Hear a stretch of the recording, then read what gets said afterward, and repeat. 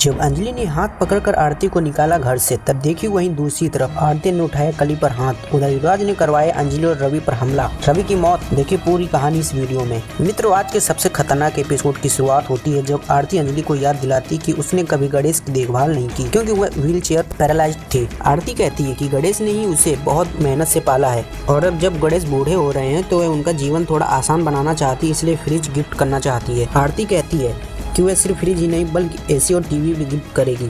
आरती अंजलि से पूछती है कि क्या उसे गणेश को। अंजलि कहती कि ऐसो आराम में देखकर बुरा लगता है कि हाँ, उसे बुरा लगता है। पद्मा अंजलि से पूछती है कि अगर आरती कुछ चीजें गिफ्ट करना चाहती है तो उसमें बुराई क्या है। अंजलि कहती है कि यह सब राजपूत परिवार की दान दक्षिणा है जो आरती के जरिए दी जा रही है अभी। साधिका आरती को फोन करती है और पूछती है कि क्या अंजलि ने वो गिफ्ट स्वीकार किया या नहीं। साधिका कहती है कि वह अंजलि को जानती है कि वह कभी ये गिफ्ट नहीं मानेगी।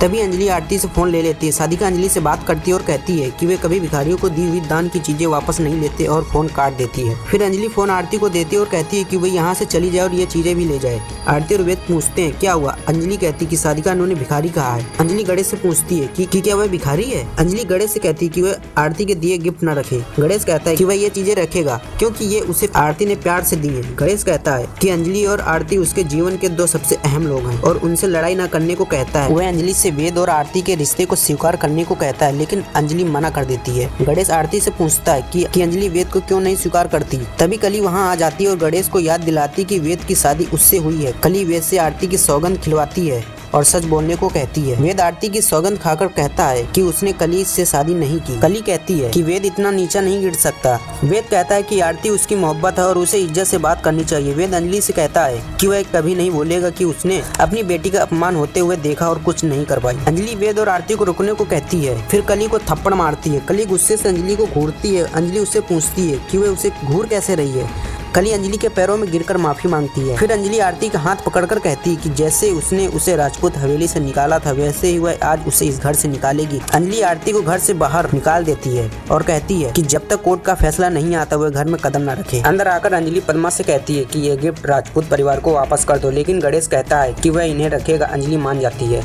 दूसरी ओर युवराज भजन से कहता है कि उसे रवि को ढूंढकर मारना है। भजन कहता है कि रवि पुलिस की कस्टडी में है। युवराज कहता है कि अगर रवि नहीं मिला तो सब मुश्किल में पड़ जाएंगे, क्योंकि रवि सगाई समारोह में छिपकर आया था और महक ने उसे देख लिया था। युवराज कहता है कि अगर उसने रवि को नहीं मारा तो वह फंस जाएगा। युवराज भजन से कहता है कि आरती, कली और वेद का पंकज से रिश्ता है तो वो उन लोगों से बात करके जानकारी निकाले। एपिसोड खत्म होता है। अब अगले एपिसोड में कली युवराज से फोन पर बात करती है और कहती है कि अगर रवि की जानकारी दे दे तो क्या वेद उसका हो जाएगा। युवराज हाँ कहता है। कली रवि की जानकारी युवराज को देती है। अंजलि और पंकज रवि को पुलिस वैन में ले जा रहे होते हैं। गुंडे उस गाड़ी पर हमला कर देते हैं। अंजलि रवि को बचाने की कोशिश करती है, लेकिन एक गुंडा पीछे से रवि को गोली मार देता है। पंकज कहता है अब हम अमन के कातिल को कैसे ढूंढेंगे। रवि की मौत ने सबको हिलाकर रख दिया है, लेकिन क्या यही अंत है या इस मौत के पीछे छुपा है कोई बड़ा अमन के कातिल का असली चेहरा। और जब अंजलि को पता लगेगा कि कली ने किया धोखा, देखिए कल शाम 6 बजे। धन्यवाद दोस्तों।